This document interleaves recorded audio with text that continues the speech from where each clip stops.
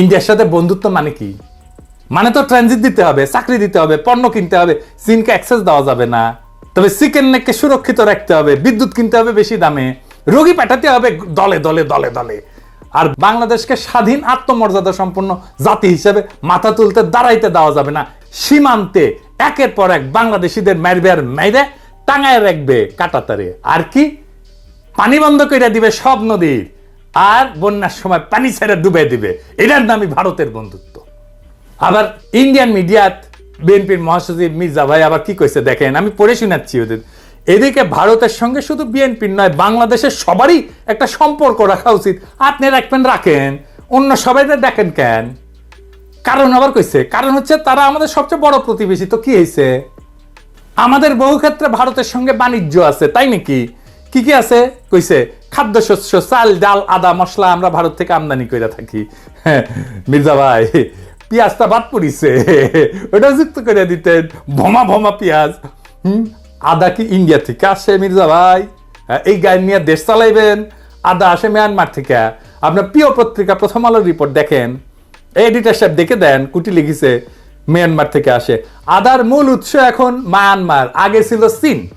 জি, আদা ইন্ডিয়া থেকে আসে না, আসলেও অল্প আসে আপনার হেসেলের জন্য। আপনার আবার ইন্ডিয়ান আদা তো পছন্দ, সেজন্য আপনার জন্য আনে আর কি, বুঝছাও? তো এই যে প্রথম আলো পত্রিকার জন্য কাইন্ডা যে বুক ভাসান মির্জা ভাই, পড়া লাগবি তো নাকি? হ্যাঁ, তো পড়েন না, আপনি পড়লে তো ভুলটা করিচ্ছিলেন না, না হলে আর্গুমেন্ট তৈরি করবেন কেমনে? হাঙ্কের মতো ইউটিউবার, 2 পয়সার ইউটিউবারদের কাছে ধরা খেবেন এভাবে। আবার দেখেন 8ই ডিসেম্বর বিএনপির অঙ্গ সংগঠন বলে প্রয়োজনে ভারতের বিরুদ্ধে সশস্ত্র প্রতিরোধ করবো। ওরে বাবা, নেতারা বলে এক কথা, বড় নেতারা বলে এক কথা, ছোটরা বলে আরেক কথা। বুঝি না আপনাদের পলিসি কি? আপনাদের পলিসি আগে ঠিক করেন, একটা পলিসি ঠিক করেন।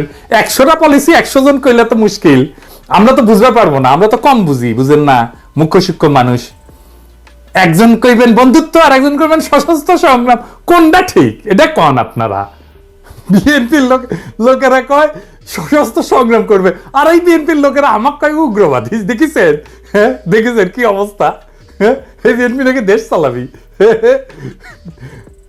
আচ্ছা, এবার আসেন জামাতের প্রসঙ্গে। আবার জামাত বলে যে জামাত কখনো ভারত বিরোধী ছিল না। হ্যাঁ, আবার জামাত বলছে ভারতের বন্ধুত্ব চায়, কিন্তু ইন্ডিয়া কি কয়? জামাতের বন্ধুত্ব চায়। ইন্ডিয়া কইছে জামাতের সাথে ইন্ডিয়া কোনো সম্পর্ক করবে না। তাও হ্যাংলার মতো বারবার যাবি বারবার যাবি এটি। আর আত্মমর্যাদা সম্পন্ন রাজনৈতিক দল হইতে তো জীবনের মতো এই কথা বলার কথা না। আচ্ছা, এটা বলেন জামাত ইসলামীর ভাইরা বলেন, আপনাকে যদি জিজ্ঞেসই করে ভারতের সাথে বন্ধুত্ব চান কি, আপনি তো কইবেন ডিপ্লোম্যাটিক্যালি কইবেন আমরা সব দেশের সাথে বন্ধুত্ব চাই, কারোর সাথে শত্রুতা চাই না, কইলেই তো হয়। আলাদা করে ভারতের কথা কয়া লাগে কেন আপনাদের? তার মানে বিএনপি যদি ক্ষমতায় আসে তাহলে সব অ্যারেঞ্জমেন্ট ইন্ডিয়ার সাথে বরাবর থাকবি। ইন্ডিয়ার ভয় হচ্ছে যদি নির্বাচন দেরি হয় তাহলে 2টা ঘটনা ঘটবি।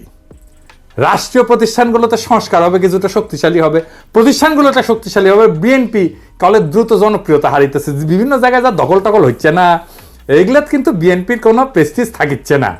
এটা বিএনপির নেতারা জানে কিনা জানি না, কয়া রাখলাম, আগে থেকে সতর্ক করে দিলাম, দ্রুত অজনপ্রিয় হইতেছে। তারপরে শিক্ষা প্রতিষ্ঠানগুলোতে আপনাদের তো ছাত্র দলের কোনো পজিশন নাই।